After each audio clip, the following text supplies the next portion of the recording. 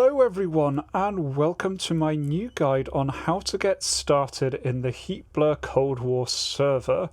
This is a bit of a review of my old guides for the Enigma Cold War server, most of which do still apply, but some things have changed, and I just wanted to get everything updated. Now, I really want to keep this video as short as possible, so I'm not going to be going into massive detail on each section. If you would like to see more detailed videos on any particular aspect, please let me know and I'm happy to put those together. Today I'm just going to be giving you what you need to know to understand what's going on in this server and be able to jump in and have fun in your first session. I will be putting time cards down below if you want to jump onto a particular section. We are going to be looking at how to get everything set up with Discord, what planes are available on the server, how the EWR system works, how the fancy JTAC system works, how the front line actually gets moved, helicopters and their various missions, recon, and then finally the credit system and coolends. So let's jump in and have a look at this server.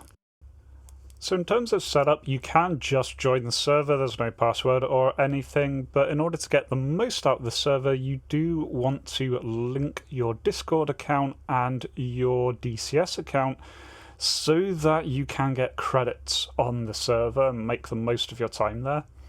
So what you want to do is join Heatblur Simulations Discord. I will do my best to remember to put in a link down at the bottom in the description for this server if you're not there already. This is the same as the Heatblur Simulation dev server for all of their modules and so on. Once you're there, you want to scroll down all the way down until you find the Cold War server. You've got some great information here on new player information if you want to dive into some more bits and pieces about how the system works. I'll be giving you a bit of an overview of all of that. But what you really want to do is go over to this tab, Personal Stats, and then what you want to do is type /link me. One word. Link your DCS and Discord account. You do that, hit enter, and you will be given a token. Now what you want to do is copy your token, so select all of that, Control-C, then load up the server. Join any side, really doesn't matter which side you join. Join any slot, just so you can type something. Again, really doesn't matter what you join for the purposes here, so just load into a Huey.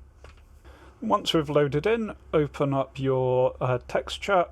Default is left shift and tab, and then just paste in that command. Ta-da! We'll get a little confirmation message saying our account has been linked, and that is you all set up. You can now access the stat system, you will get credits, you can keep track of how you've been doing, everything you need is all done. Now, in terms of planeset, this server, as the name implies, is focused on the Cold War era. So on Blue 4 for helicopters, you have the Kiowa, the Gazelle, the Huey, and the Chinook. For aircraft, there is the A-10A, the A-10C, the Vigan C-101, the F-4, the F-5, both versions, the F-14 early variant, the F-86, both versions. For Red 4, for helicopters, we have the Mi-8 and the Hind. For aircraft, we have the A4E. Yes, that is on Red, do bear that in mind on this server. And it is very strongly recommended that you download that mod if you haven't already. Even if you have no intention of flying this, it does make things easier to read because you will see the A4 aircraft. If you don't have this installed, you will see an Su-27 flying around, which is a bit alarming. Otherwise, you have the L-39, the MiG-15, both Full Fidelity and Flaming Cliffs, MiG-19, MiG-21, the Full Fidelity MiG-29 Fulcrum, Mirage F1, the Su-25, and the Su-25T.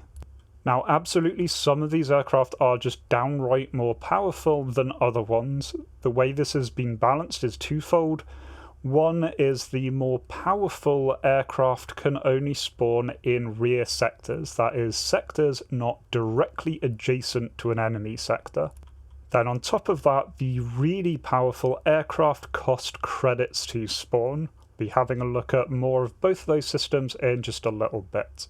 Now, as for weapon set, that does vary depending on the era. We've got different eras that can spawn, generally flipping between 60s and 70s, with different weapons being available between those. For those of you coming from Contention Cold War, you can think of the 60s as effectively the Era 1 rotation there, and the 70s effectively as about Era 3 rotation there. Now, perhaps the biggest change compared to most other servers is the EWR system that we have on Heatblur Cold War. Like many servers, you have an automatic EWR pop-up in the top right corner. So it'll periodically pop up to let you know of any nearby threats, and you can ask for additional information such as bogey dopes or pictures by going to the F10 radio menu and selecting EWR system. What makes this really, really different is this really isn't an all-seeing eye system. Many servers do have something like this and will base the contacts on what the ground vehicles can detect. So if anything's on radar at all or anything's in visual range, you have perfect data on it. However, the DCS modelling of that isn't great, so what Heatblur Cold War have done is jumped really far into this and given us a much, much more detailed modelling. This takes into account true line of sight, so things like buildings and trees will block it. It takes into account effects such as ground scattering, so if you are close to the ground, you will end up not showing up on EWR. And it also takes into account things like notching radar signals. So if you're flying at 90 degrees to the incoming signal, you're going to be much, much harder to detect. On top of that, range is also factored in, so you are easier to detect if you are closer to the enemy radar systems, and you're going to be a lot harder to detect if you're staying far away from them. Now, your side does have EWR stations by default.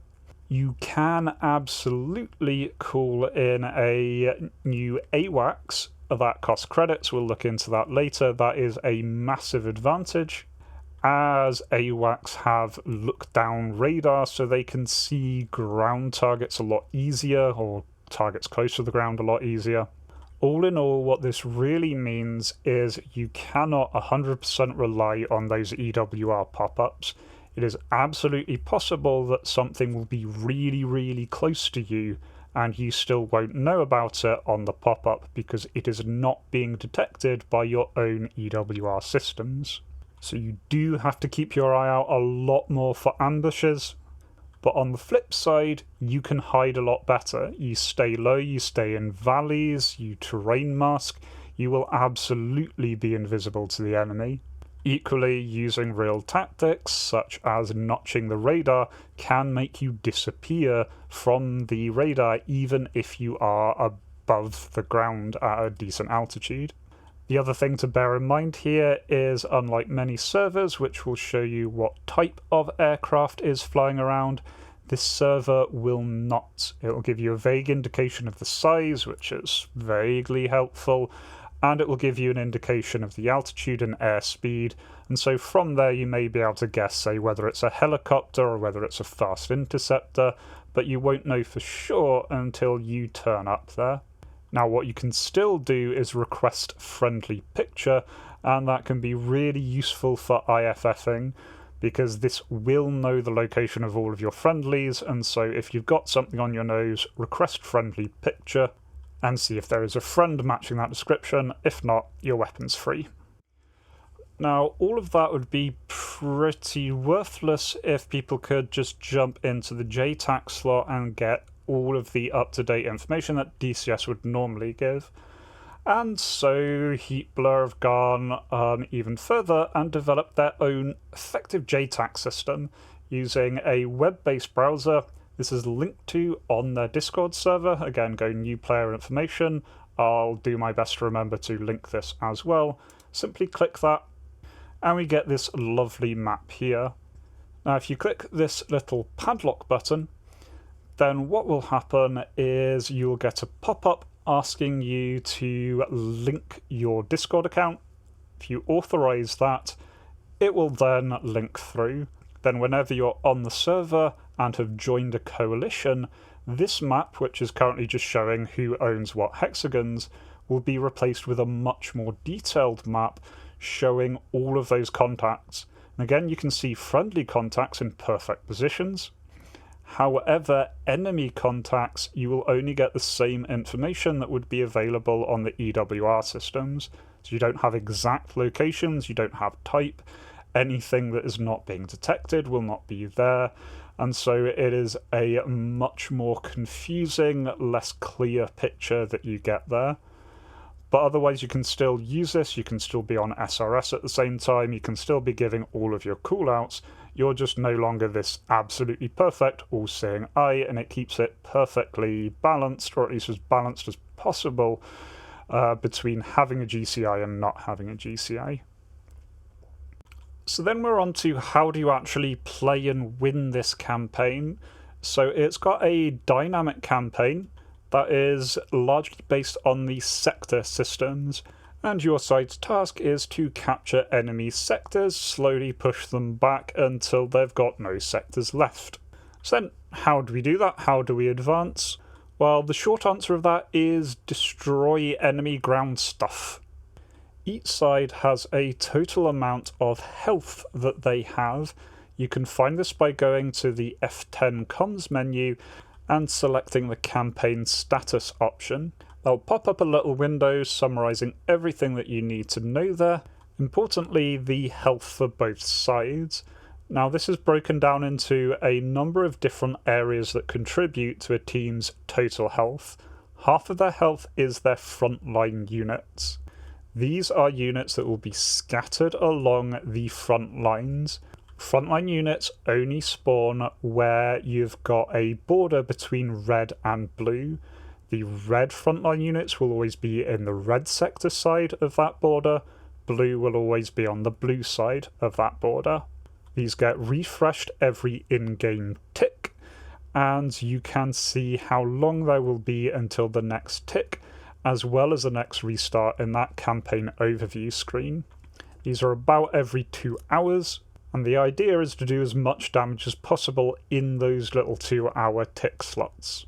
Now, as for what these frontline units look like, they are normally a white barracks building surrounded by a series of units which are mixed anti-air, tank, and light target vehicles. You simply kill these, and you'll start tricking down the amount of health they have. You don't have to wipe a particular group completely. Every vehicle unit that you destroy is going to cause a penalty to the enemy's health. On top of this, there are also rear targets you can go for. Depots, factories, and infrastructure are marked on the map. You can go on deep strike missions to take these out. They tend to be harder to get to, but tend to be more focused and concentrated, so you can do a lot of damage to the enemy health in a very quick amount of time. Now, at the end of each tick, the two teams' healths are compared, and whichever team has the more total health is the winner. However, the winner may still not capture any sectors. They need to be ahead by a certain number of points. The exact number of points that they need to be ahead depends on the relative amount of airframe attrition they've received. The more aircraft that they have had shot down or otherwise have taken off and not returned to base is going to add up to this total attrition score. The more attrition your side has had, the harder it is to capture enemy sectors.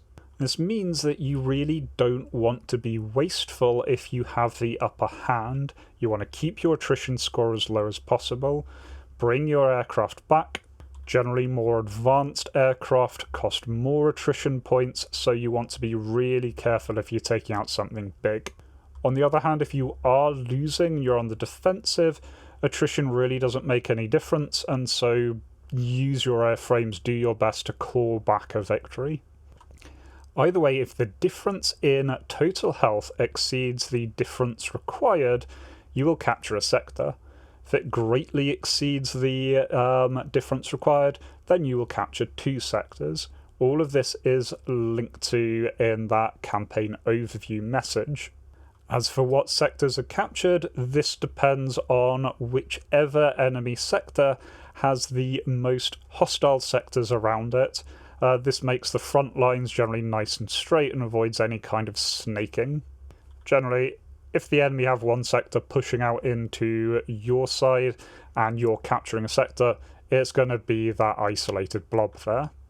But the too long don't read of all of that is simply, if you want to advance the campaign, destroy enemy units on the ground, find them just over the enemy side of the border, look for white houses, blow them up.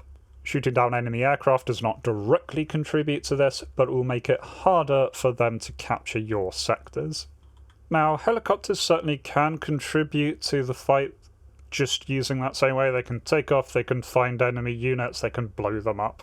However, many helicopters do get a lot of other options that they can do, notably troop transport and Caesar operations.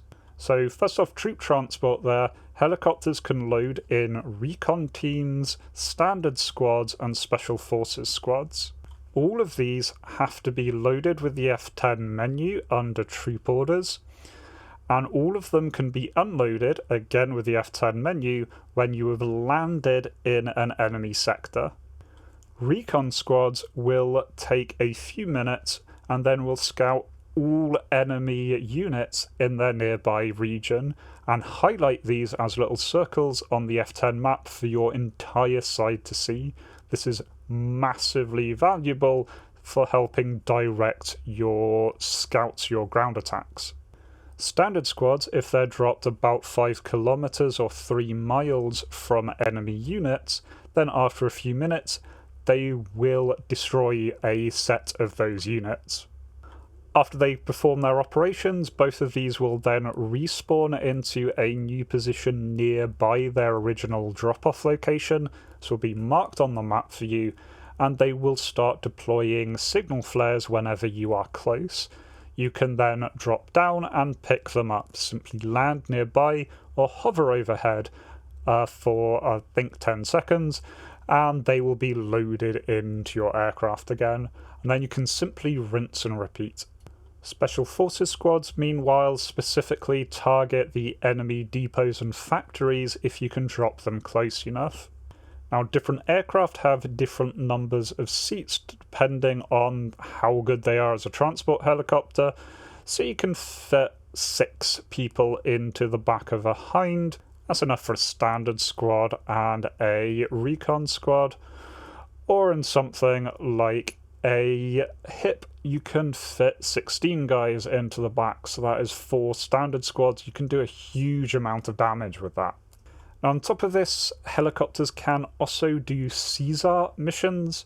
Simply go to your F10 menu and go Troop Orders and display nearest Caesar target, and you'll be vectored into any downed pilots, enemy or friendly, anyone who's successfully bailed, and you can simply fly over to them. You pick them up, once again by landing near them or by hovering still in the air for about 10 seconds low over them, and they'll be picked up and added into your aircraft. You can then take those Caesar units and drop them off at any friendly FARP or airbase. This will award you credits for doing so and will help your team by halving the airframe attrition for that aircraft. So if you pick up an A10 pilot and bring him back, it's like you lost half of an A10 instead of a full one, really helping your side push the front. So last up we have the credit system. This is a system that awards players for taking part in the campaign and gives them a variety of different unlocks that they can use. To access this, we need to have set up our link between our Discord and the in-game user as we detailed previously. Now, in terms of what you get credits for, you'll get them for any kind of interaction with the mission itself. So that is destroying ground targets, destroying depots, dropping troops off on the front line, doing recon with troops on the front line, doing Caesar missions, and taking out enemy AI air assets all contribute towards your credit score. Notably, shooting down enemy players does not. This server does not award PvP for the sake of PvP. Shooting down enemy players still does help your team in that if you're shooting down enemy cap, you're making it easier for your ground guys to go ahead and push. If you're shooting down enemy ground attackers, you're stopping them from doing damage to you. But you don't get explicitly awarded for this. To check how many tokens you have, how many credit points you have, again go to the Heatblur simulation Discord, go down to personal stats, and then type /credits, then info. Simply hit enter there, and it will show you your credit information. So it'll highlight your credits. This campaign here is out of date, so don't really worry about that. Important part here is the amount of credits you have, and you've also got little alerts for what you've done recently to earn you credits, whether that is ground kills, whether that is doing Caesar missions. And I believe this entry here was me dropping off ground troops who did a lot of damage. As for what you can spend those credits on, there are really two main things. One is your cool-ins. The information for how to use this is listed in new player information. In this case, if we go down, find this post here by Parabellum, you can see our info here. So in order to do any mission, we need to type in all chat -request. That will give us a code. So jumping over to the game here, I can do -request. And there we go, I received my particular code. Now what I want to do is go to my F10 map. Now the types of missions I can call in a repair, a recon, a wax, or a seed mission. So let's say, taking off an A10 here near the front lines, I want to get some recon done before I arrive. What I do is I click this little mark label, I click where I want the mission to be carried out, and I then type in block capitals the name of the mission, so in this case recon, and then I want to type in my code. I then click off of that.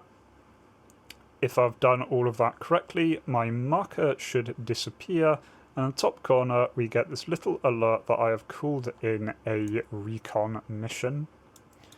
Now, as of time of recording, the recon missions are a little bit buggy. They don't always get called in correctly, so they're a little bit unreliable. But otherwise, that is how you do these. You will have your credits deducted as soon as you call in those missions. As I can see here, I just went back in. That has cost me 5 credits to do. And the other thing we can do with credits is spawn our limited restricted aircraft. Time of recording, this is the A10C, the F-14, the MiG-29, the Mirage F-1, and the Chinook and Su-25. There are only a maximum of 2 of each of these that you can call in at a time for your entire side, so one side can't just be flying F-14s. The major restriction on this is you do get billed these amounts. So just for the sake of demonstration here, let's say I want to change my role.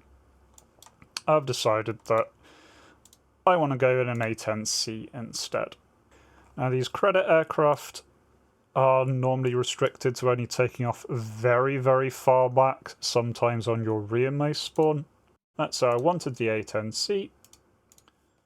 And get that all nice and loaded up. It will then pop up telling you if you do have enough credits.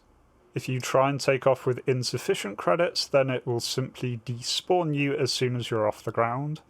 If you do have enough credits though, then what will happen is as soon as you are wheels up, it will take those credits away from your pool. Now, one very important thing to bear in mind is you do get those credits back if you bring this airframe back safely. When you land on any friendly airfield, you will have that point cost refunded for you. But you do need to bring it back. So whenever you're flying these more expensive credit aircraft, you really want to look after them. They can be incredibly effective at pushing the front, but they can also cost you a huge amount very, very quickly. But otherwise, yeah, that is my guide. At the end of this video, there will be a link to my old Enigma's Cold War tutorial series. A lot of that still applies if you want to look into any of these systems in more detail. If you would like to see videos of these systems fleshed out a little bit more, say a focus video on how to do the various helicopter missions, please do let me know. I'm more than happy to put those together for an updated version for Heatblur Cold War. Otherwise, if you do have any questions, please do feel free to leave them down below. If you did find this helpful, please do consider leaving a like, comment, subscribe. All really does help the algorithm. And if you want to help the channel a little bit more and want a VR headset, I do have a affiliate link to Pimax down below in the description. Otherwise, as always, remember to be kind to yourselves and everyone else. Cheers.